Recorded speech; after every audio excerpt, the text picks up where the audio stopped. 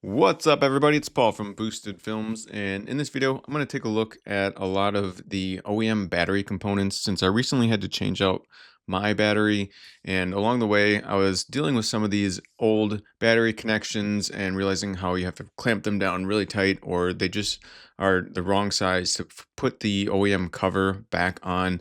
So I did some digging and I started looking into OEM parts and tried to get things cleaned up a little bit so I could make my whole battery setup look a little bit cleaner and at least get my OEM cover back on in place. So let's dive a little deeper into this whole OEM battery setup.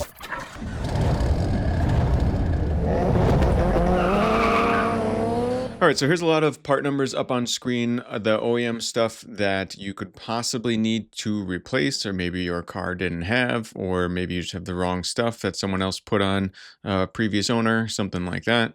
Note that if you have an ACD Evo 8 or 9, your fusible link and your positive cap cover is actually going to be a little bit different. It's a little bit bigger. Also note that the battery group size is a 35. You can buy whatever battery brand you want, but generally speaking, that group size battery is the last number here. So it's about 9 and 16th inches in length, 6 and 7/8 inches in width, and about 8 and 7/8 inches tall. And the good news is you really shouldn't need a lot of tools to replace your battery, but 10 millimeters, always good to have. And just for all my visual people out there, I did already have a lot of these new OEM components ready to go. I didn't install them all in this video, but I did have them so I can show you what they look like. Of course, this is the battery tie down, the top battery tie down portion. This is the rod that holds that battery tie down.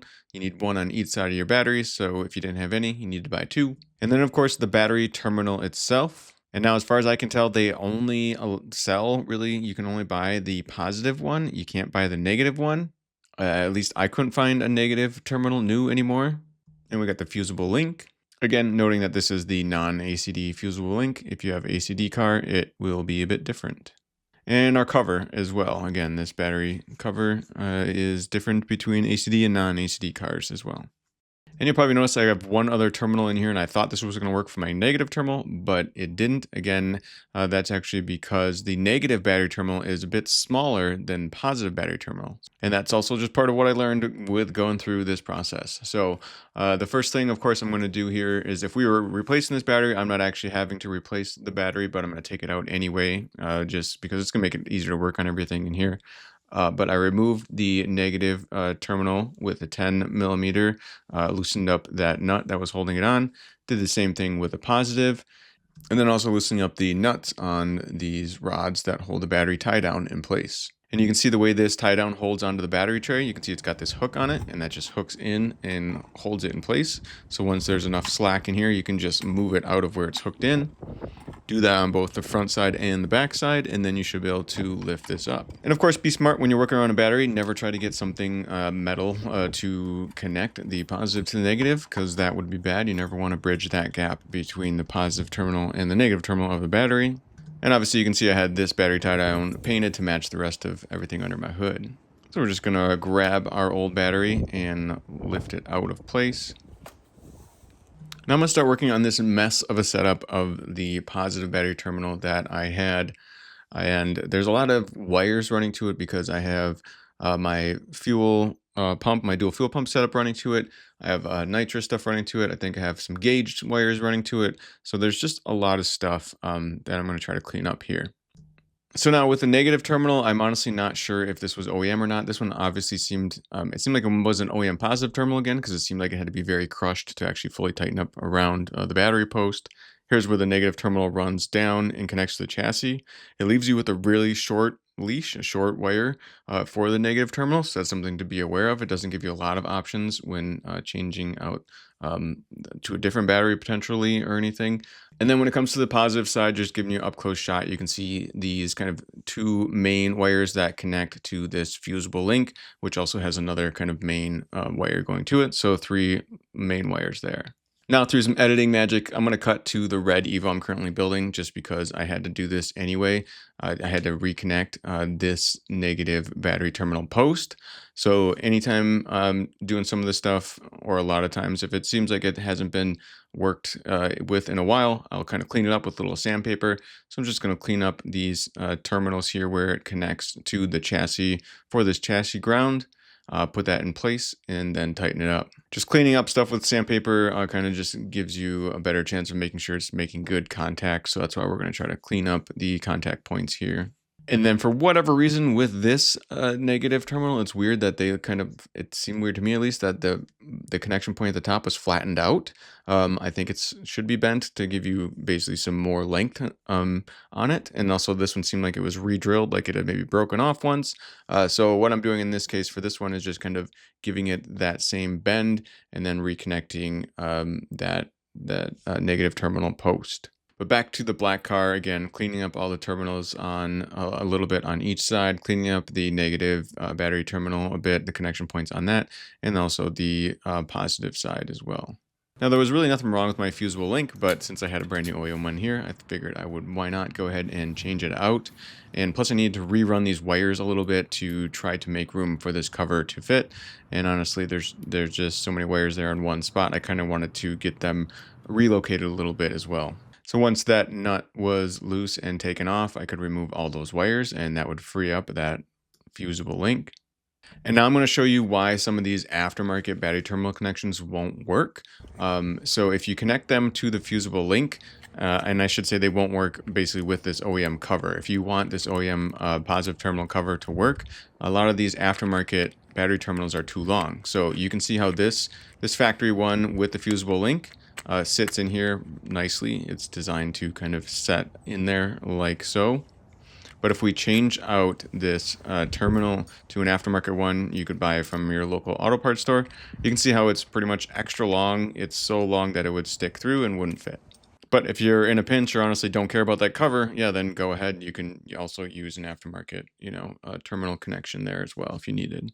So I'm going to go ahead and get that new fusible link connected in place. This took a little bit of different tries for me to figure out what ways to run the wires. Honestly, hopefully you don't have that issue. We have so many wires ran to your positive terminal that you're just really trying to figure out where to make the connections on them.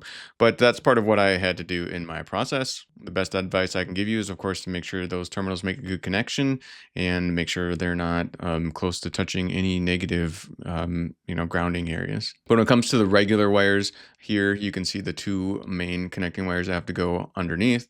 They go underneath the fusible link part, and then our OEM battery terminal connector has the protruding part sticking through, and then you would run that through and then put the nut on top and tighten it up.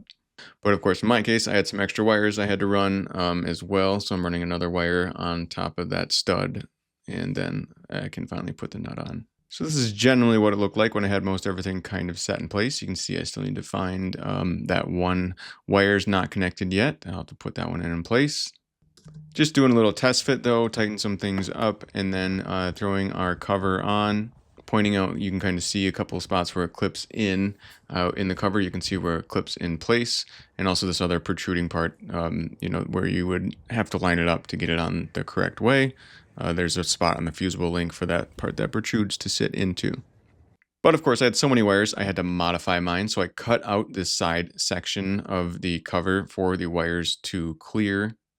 Otherwise, it's really, really hard, pretty much impossible for me to get my cover to actually close down all the way because I had so many different wires ran from different ways. I did have to modify it more than once, honestly. That was the first cut I made. I had to do some cuts a little later too. So here I'm getting my final wire connected to this part where it clamps the side post. That just seemed to be the best way to make this work for me. And now it's about time to get our battery dropped back in place. So we're going to do that. There is room to slide these batteries a little bit, so if you want to position them in a way to give you more room for your upper intercooler pipe, you can do so by sliding it kind of closer to the left side or the right side of the car. But just connecting our positive battery terminal here, doing a little more test fitting with the cover, doesn't quite fit quite yet. I'm going to have to do some more cutting on it. But then, of course, tightening up the nut that clamps that terminal to our battery post. Don't over tighten this. I feel like too many people end up making that mistake and over tightening it. So just tighten it enough where it's not just going to spin freely, and then you should be pretty good to go. And now here, just showing where the wires were protruding a bit from the backside again, giving me a bit of an extra issue with my cover. So I had to modify my cover in the back a little bit to make more room to get that cover to fit. But eventually, with enough modifications on this one, I got it to fit in place. And everything looks a little bit cleaner now. Still quite a few wires going there. But for a simpler example on a regular kind of Evo setup here, you can see this is the red car again with no extra wires going to it. And then that cover just snaps right on like it should. And the cover opens and closes like it should just perfectly. Now, what I spoke to a little bit earlier with this negative terminal, my plan was just to tighten up this other one that I had initially had on the positive terminal. And I figured I would just tighten that right up and it should work just fine. Even if it's a little longer, no big deal, right? Well, basically, I ended up tightening this thing and just tightening it, tightening it. And then it was kind of maxed out to where it was pretty much almost as tight as it could get. And then it was still loose on the battery.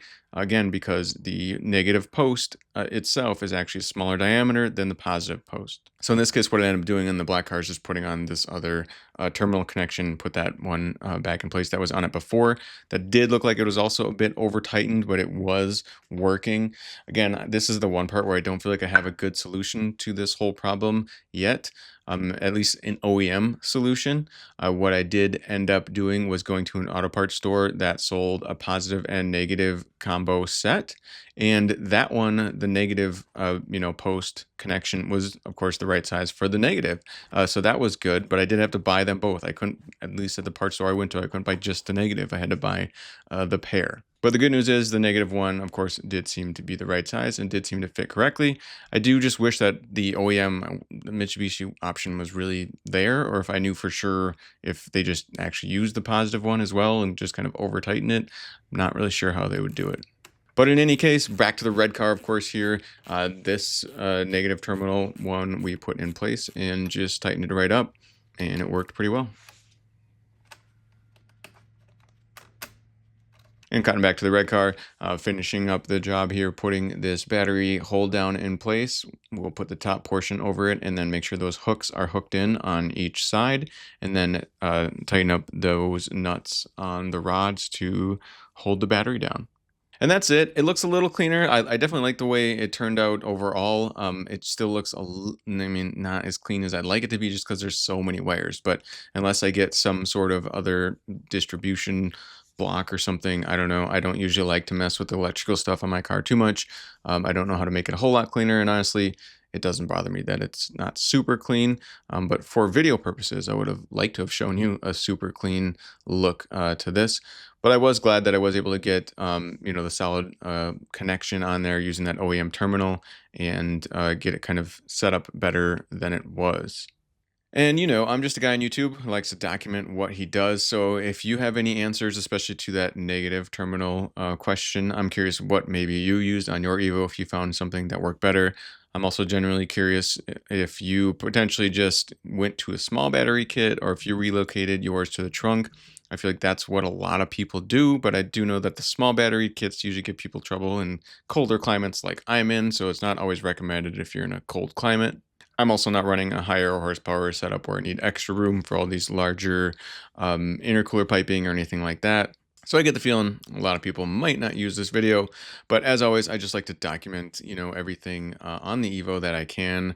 A lot of stuff with this OEM parts too, I find interesting to look at and have posted out there so people can take a look and see what things were supposed to look like, especially if they bought a Project Evo and have no idea, what things are, what they're looking for. So again, be smart around a battery if you're ever, doing stuff with a battery. You don't want to do anything that could injure yourself. Wear safety glasses, do stuff like that. And I just feel like I'm rambling at this point. So as always, this is Paul from Boosted Films saying thanks so much for watching.